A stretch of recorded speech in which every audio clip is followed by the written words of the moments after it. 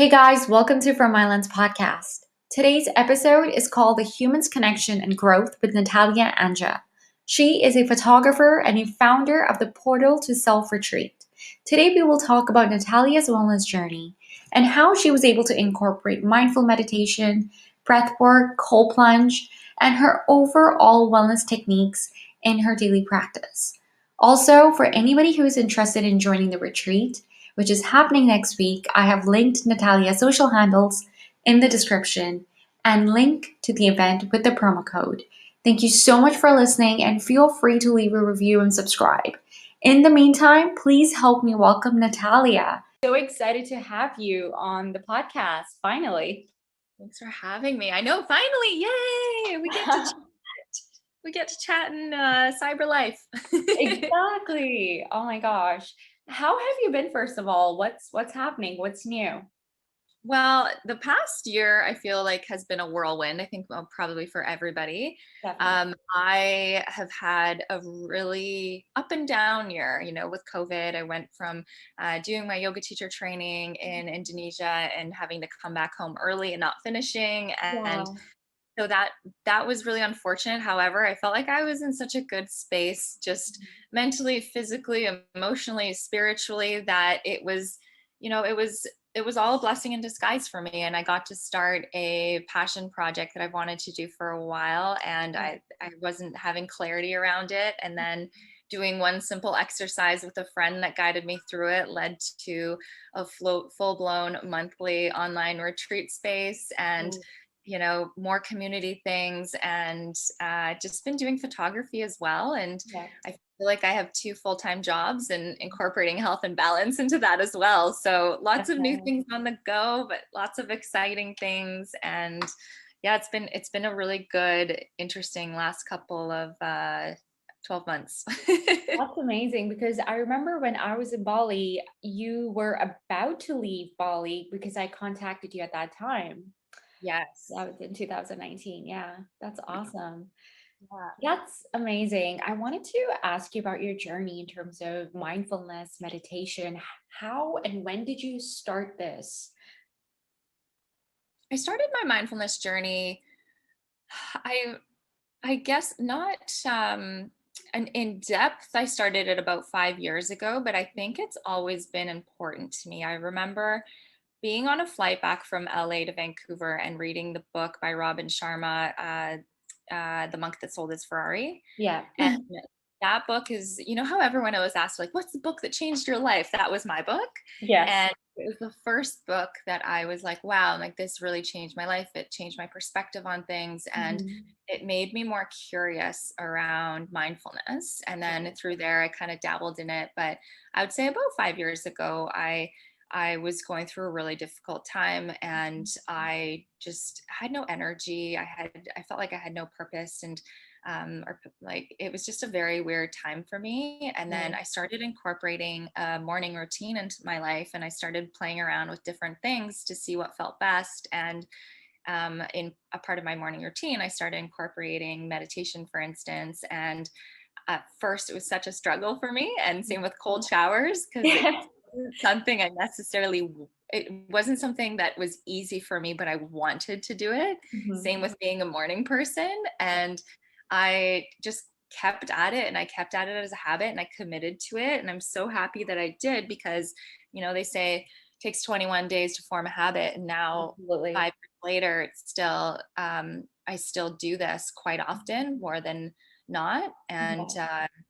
over the past 5 years, I've just said yes to different opportunities, whether it was breathwork sessions Mhm. or meditation or sound healing or cacao ceremonies. And I've learned what I do like, what I don't like, what brings up certain things in my life. And Mhm. and it's been a really fun journey of exploring.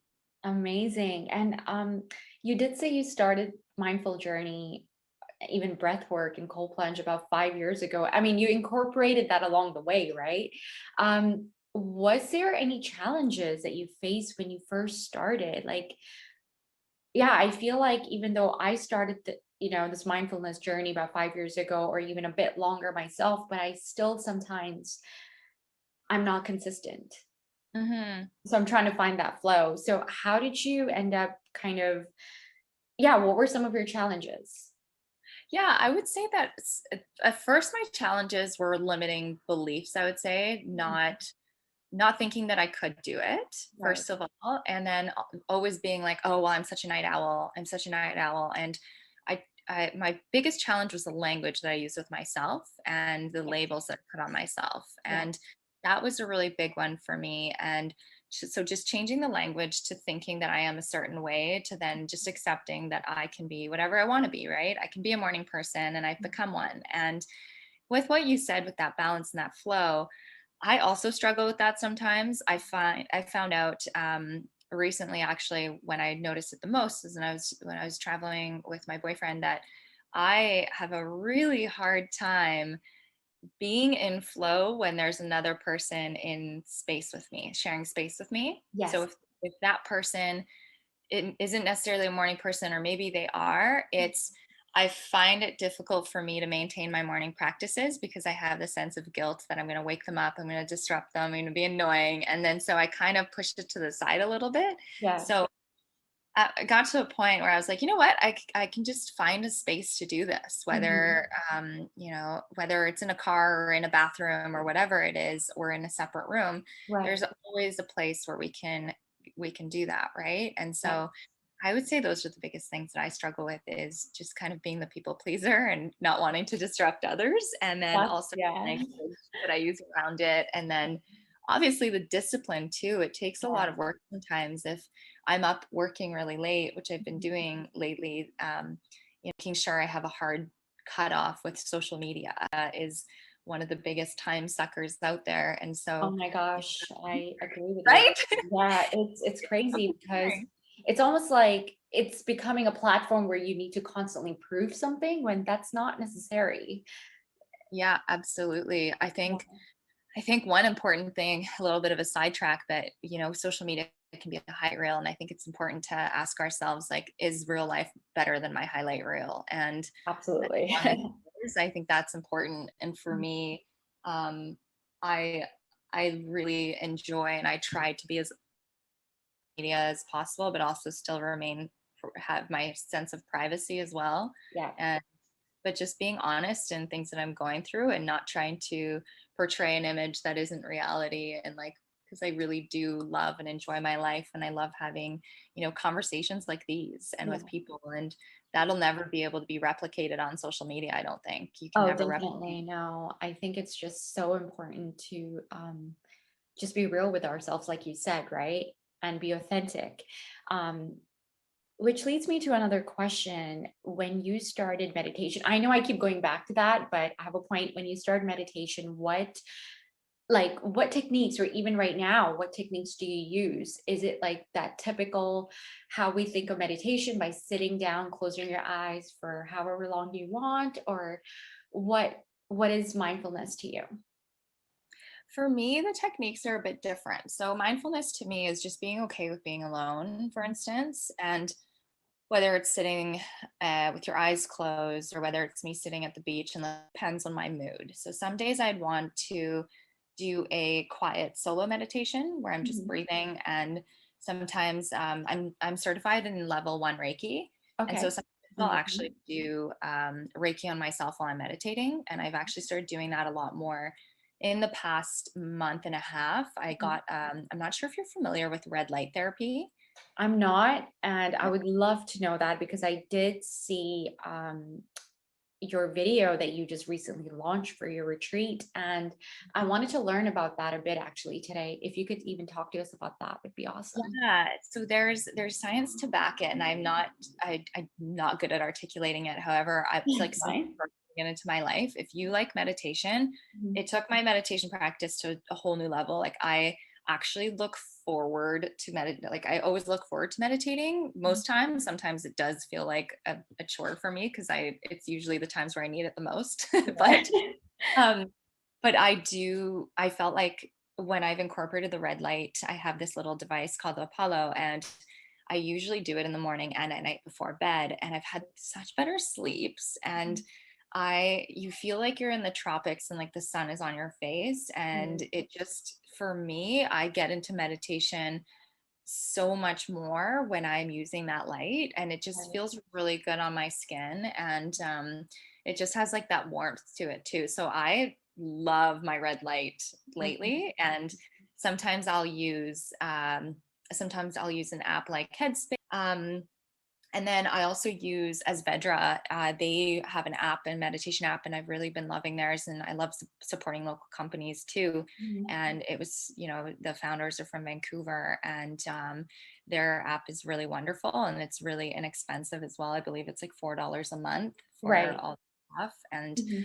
so I highly recommend them as well. So my meditation practice is kind of all over the map. I Yeah. go on feeling, and I try not to be too strict or structured with everything, because I feel like I lose a sense of flow. And I'm someone who is a creative, so I like to go with what feels good and not be like I have to do this unless it's Right. really something that I'm working towards Mhm. accomplishing. That's amazing. And how about cold plunge? How did you and when did you start that? I love cold plunges so I much. know you do. Oh my gosh. I have to share something about this morning. So Yeah. there is such a sense of community in the cold Mhm. water exposure world. And I know this has been around for ages. Like Yeah, athletes have been using cold water exposure for definitely. their muscles and everything. And Mhm. so it has become so trendy in the past few years. And I love that it has, because it kind of brings together a certain type of person. Yeah. And that come to the cold plunges that feel like they don't want to do them, or they have resistance, or they're afraid of the cold water. Yeah. Nobody likes cold water, I don't think. I Yeah, haven't met one person definitely. that's like, I oh, don't at all. right? But Have you ever met someone that's like, I love being freezing cold? It's the best. yeah. But the thing is, when you dive in, I think that you get that sudden shock for like, I don't know, a few seconds, and then it just feels so good when you're in there. Yeah, and it's this feeling of being alive, I think. Mhm. And it brings Totally. together the most wonderful community of people. So me and some girlfriends were outside this morning at the Mhm. beach and doing a little workout. And then we went for a swim, and there's two men in there that go out every single day. They Yeah. swim in there for about 20 minutes. One man's been going out for 7 years, and he has a full community of like 15 people with their dogs coming to say hello and to hang out Yeah. with him. I'm like, this is incredible. And That's amazing. especially during COVID, when we're told to, keep our distance and whatnot. And like they're social distancing, but just that sense of community. Mhm. Sorry, I got very sidetracked to get very excited about cold plunging. Yeah, Um, no, I love it. That's awesome because I remember when we first met, you had actually in I saw some of your stories on Instagram, social media rather, and I reached out to you and you even said, "Hey, we're going tomorrow. Would you like to join us?" And you were even ready to pick me up. I mean, that was amazing. So, yeah, that was pre-COVID days. Yes, yeah, that was I awesome. started cold plunging because it was around the same time. Back to your mindfulness question, when I started with that, it was around that time a few years ago when a friend had recommended, because I was experiencing like seasonal depression type symptoms. So Right. I was so tired, lacked energy. And I'm usually someone who has a ton of energy, like thrives off not that much sleep. And Right. I just felt like out of my body a lot, and just wasn't in a good place. And so I posted on Instagram, just kind of seeing if anyone had any tips and tricks, and someone had recommended cold showers. And at Yeah. first, I was like, "Nope, not happening. Yeah. Not what I'm in for." And then I remembered that I saw Wim Hof speak at Tony Robbins, and Yes. like, oh, I you know what? He actually like talked about the science behind this. And so I started my first cold shower one morning at like 5:30 in the morning on a wet, cold Vancouver day, and I felt amazing after. And my mood changed. And whether people want to call it the placebo effect or whatever they want to call it, I just really believe in cold water exposure. For most people, I think people need to be aware of their bodies, because I think there are a couple of health conditions that you can't do cold water exposure. Yeah, I And was gonna ask you that actually. Can is cold plunge for everybody? I think for most people, yes. Like obviously, I'm not a scientist or a doctor, so I have no Yeah. clue. But from personal experience, I would say there's been only two people that haven't been able to do it. Um, one of them had a health condition that didn't react very well with it, and it was a health condition that he has to be a little bit more careful doing things. And then the other one is allergic to cold water. So How is other than that that, possible? Like, can I somebody don't actually be know. allergic to cold water? I That's guess so. Yeah. And so I didn't they know that. yeah, they break out in hives. And so I think, I think it's good to test it out in a cold shower, and Yeah. I think test it out, see how you feel. Obviously, it's not going to feel awesome for the first like minute, and then after that, you get used to the cold, and it's such a powerful practice, I think, because that quote, like how you show up in cold water is how you show up in life, I think is really accurate, at least for me in my life. And the Yeah, days that's a great where way to put it. I know it's like, I love it. How you yeah, show up in cold water is how you show up in life, and that's awesome. I love it. And I think, like, I remember you mentioning there are so many benefits to it, like boost immune system, improve mental health. Yeah, can you tell us a bit about these benefits that are there? yeah, there's a really good resources actually on the Wim Hof website. He talks a lot about the benefits, and he also they've done a lot of research around him in particular. Yes. And so that's a great resource. For me personally, I've found the benefits to be, faster muscle recovery. You feel great after, especially in the summertime. Like I go on really long, sometimes overnight camping hiking trips. And so for me, Mhm.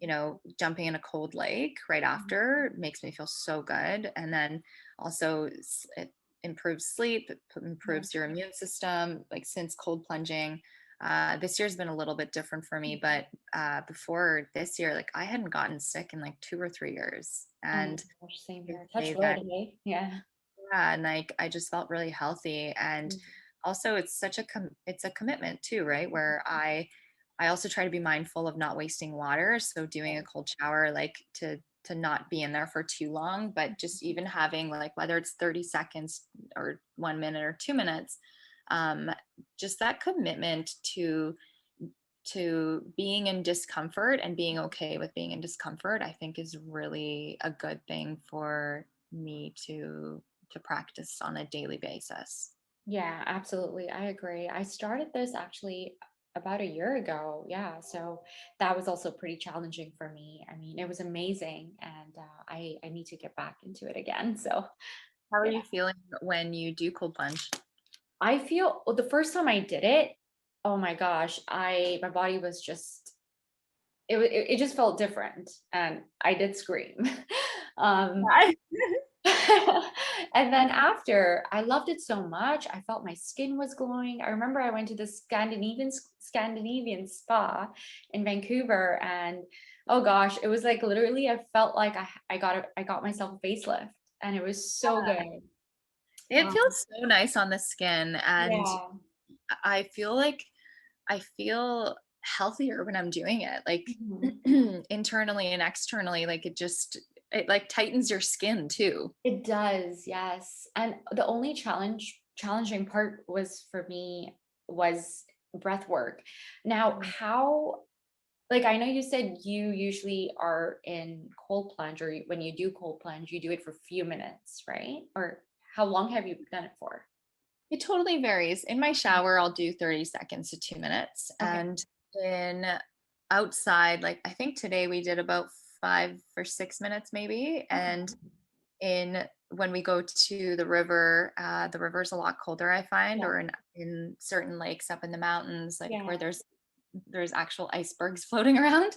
Uh, Yes. Yeah. It'll be for me, it'll be a couple minutes. So it could be Okay. anywhere from a couple minutes to 20 minutes, depending. Okay. And what I usually do is I just listen to my body. Some days are shorter than others. Other days I feel really good. And then um, just knowing when I can challenge myself and at what point will it get dangerous, right? Yes. Where being mindful of that. So as soon as my body starts shaking, Mhm. that's when I get up. And Yeah. um, yeah, and I don't want to put my body through, Too too much much. shock. And Yeah. Yeah. But I definitely find that the more that I do it, the longer that I stay in, and I'm not as resistant to it. Amazing. Yeah, that's definitely it. So basically just listen to your body, right? More than anything. Um, Yeah. no, that's awesome. And I know I've had my own challenges with breath work. So how often and often found myself get distracted quite easily with that. So I'm like, okay, I'm gonna give up. But for someone who is a beginner, what advice would you give them in terms of getting started with even basic either meditation, breath work, or any of these sort of um, m- mindfulness, habits? Yeah, I would say to embrace the discomfort, and I know that sounds very cheesy, but it's It's true. Like I perfect. find that when I'm being resistant to something, it's just an opportunity to listen a little more. And Right. I find myself, like, whether it's meditation or breath work, that when I'm resisting it, there's usually something there that whether it's a breakthrough or what, but just to sit in the discomfort, and I end up having like such beautiful experiences when I do, when I push past that. And I, yeah, I just kind of go back to my breath. And I also have found, I'm not sure what your experience was with breath work that you didn't, may I ask what you didn't like about it, or what kind of breath work it was? I felt like when I first did cold plunge, or even when I meditate, sometimes I end up finding myself a bit kind of huffing and puffing, and it's almost like I sometimes lose control of my breath. Not that it's a major thing, but I feel it's not consistent. So it's almost like, yeah, I'm just trying to kind of find that flow. And to be honest, I'm a runner as well. And just lately it's just been a bit challenging for me, and I don't know why. Okay, I can kind of relate to this, and someone actually pointed out to me how, as an athlete too, if you're running and working out, like, breath is really important while we're exercising. Right. And a lot of people, myself included, when I was running, I would never actually pay attention to my breath or Right. how I was breathing, and I would just kind of breathe like I usually do. And I can be a very short breather, which Right. then kind of, but I can relate to what you said with Mhm. not really enjoying the breath work and not being able to catch your breath. And I found that there's a lot of different types of breath work out there, different techniques. And Right. I find that I'm more resistant to some than others. And I feel like some feel really masculine and some feel a little more feminine. And so Yes. I feel like I might not say the techniques properly, but conscious connected breath work I absolutely love. I love the conscious connected breath work, 'cause I it's almost like you can get into such a deep level where I've experienced hallucinating. And No I felt like, way. yeah, I've never experimented with psychedelics, and I've literally, like, gotten high off my own supply. I'm like, if Oh my I gosh. tried, like, I don't even know, I don't know, acid maybe, who knows? I But, mean, not like, if literally, I but then it's just like one of those like brain chemicals, I yeah, guess. Yeah. yeah, and I'm like, I feel like this is what it would be like. But see, it's crazy what like superpowers our breath has, and it's also so good for trauma release and like bringing things to the surface. And you know, there's people who are so experienced at leading breath work and they're certified to do it, and having Right. somebody who guides you through it. And so conscious connected breath work I absolutely love. It's my favorite. It's like a nice gentle flow. The Mhm. Wim Hof I like, and sometimes I don't, because I feel like it's like such a I have to be in the mood for it in a way. Right. And like sometimes I Definitely. have to just embrace the discomfort too. But that one I also enjoy, but I find myself having a harder time breathing in that one. Right. And Oh, then Breath of Fire, I think it's called Breath of Fire in Kundalini definitely. yoga. They do it. I could Yeah. be saying the name wrong, but that one I really like too. So there's certain Okay. ones that are easier for me than others, I find. That's amazing. Yeah, I think like also like you mentioned, it's kind of like cold plunge. You have to be really careful, especially with people who have, depression or anxiety. It's great, but I think um sometimes it may not be as safe, right? Like doing breath work. for people who have anxiety or depression or any other symptoms? Yeah, again, I think definitely having somebody that is a certified breathwork practitioner is really Exactly. important. Yeah. Like we do for the cold plunges, we have somebody who is we like to say for like everyone, it's like do it at your own risk and do it Mhm. in your own space kind of thing. We just the community aspect is like everybody will usually take a turn leading something. And so we just all do it on our own, but somebody will guide it. And um, but like at the retreats that I do, like we always have a certified breathwork facilitator, and they are Right. trained to deal with whatever comes up for Mhm. people, whether it's trauma or like just being able to facilitate that space in a really healthy way because some things do come up for people, right? And Right.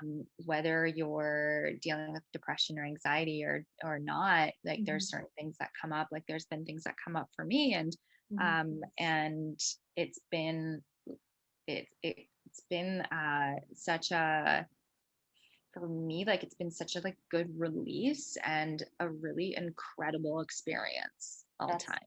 that's Yeah. amazing. Yeah, I think I just need to kind of be a bit more consistent with my breath work, but that actually leads me to my last question because I know we're running out of time. Um, you have a retreat coming up Yes. for the portal to self. Self. Yes. Yes. I So got you, girl. can you tell us a bit about that? And I know it's going to be happening next week on March 22nd and 23rd. Yeah, like I would love for you to briefly chat about that. Yeah, absolutely. Yeah. So the portal to self was my little COVID baby. I've wanted to host retreats for a while, but in person ones. And then during COVID, it was such a blessing in disguise because I stopped working and because of the lockdown. And then I was like, you know what? I can just do this online. And Yeah. then it was such an incredible experience. And it's so the portal to self is an intentional experiential like reconnection retreat. And so Mhm.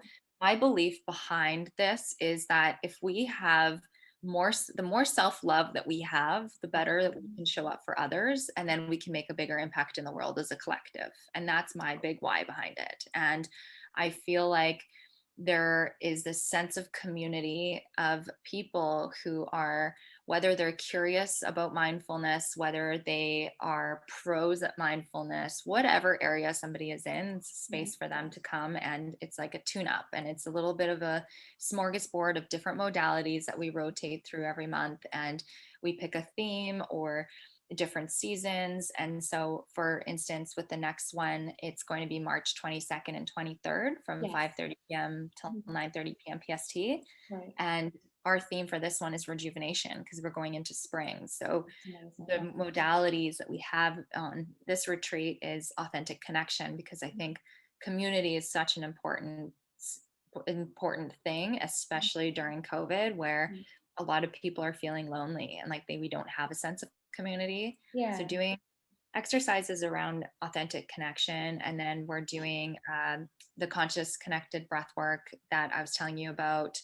And then we have a resilience with breath work and cold water exposure as well. So we kind of are going to experience a little bit of um, a more feminine approach than Mhm. the typical breath work that Masculine. we Yeah. usually do. Yeah, so that Um, would be a good one for you, actually. yeah, that'd be awesome. And I know you did mention this will be held via Zoom, right? So Yes. how is that going to happen, like for everybody? Because usually retreats are, I guess, in person, and I guess this would be something different. So how is that going to happen?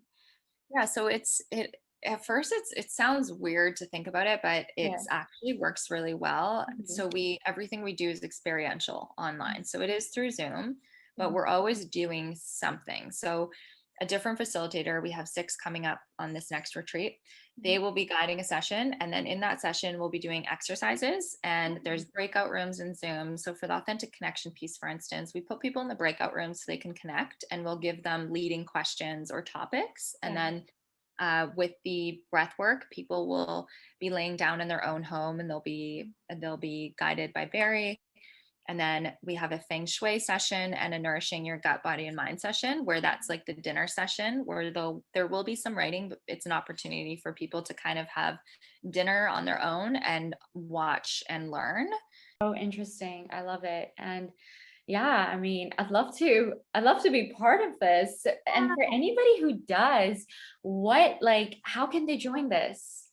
Yeah, they can go to the portal to self.com, and there's Eventbrite that it will lead them to. And they can also check out our Instagram page. It has Yes. all the links on there, and Which it's I will be adding on the description. Yeah. awesome. Yeah, so everyone is welcome to join. It's a really wonderful community. We've had people, some people, there's probably about 6 people that have done Mhm. just about every single one of them. Right. And it's really cool to see like the transformations that they've had in their life and that they've shared about. It's like seeing a 180, and just like Right. more confidence, more financial abundance, and Mhm. more joy and better relationships. So it's just such a ripple effect, I find, when we take the time to work on ourselves, and how it impacts not only the way that we show up and the way that we feel, the things around us, things we start manifesting, and then also, you know, as a Right. collective, making a bigger difference in the world. Right. That's Yeah. awesome.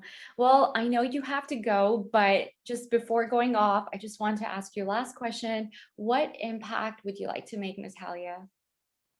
Oh my goodness, so many. But I think the one that I really want to make is I want to be able to like facilitate this space where people can love themselves just a little bit more. Absolutely. That's so incredible. I so appreciate you taking the time to chat with me, and I love what you're doing, Thank and I'm you. so excited for you with everything. Thank you so much, Natalia, for coming on From My Lens podcast. And yeah, I wish you all the best. You too.